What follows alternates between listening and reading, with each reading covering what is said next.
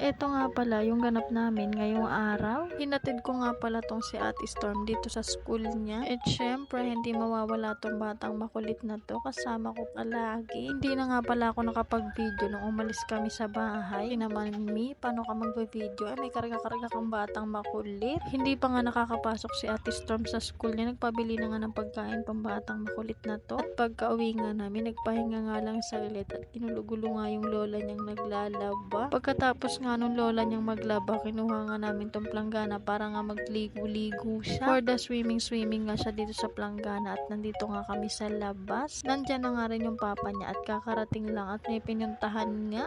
Tignan nyo naman tong batang to, tulala yarn. Grabe nga ang init mga mami. Tingnan nyo naman kung gaano kainit. Kaya nga naisipan kong paliguin tong Junakis ko dito na nga lang sa labas. O diba, hindi naman halatang masaya siya. Maingay nga pala yung aking pag-voice over for today's video. Pagpasensyahan nyo na nga lang at maingay nga itong pag-voice over ko. Mabalik nga pala tayo dito sa batang makulit na to. Tuwang-tuwa nga dahil na-miss niya atang maligo sa swimming pool.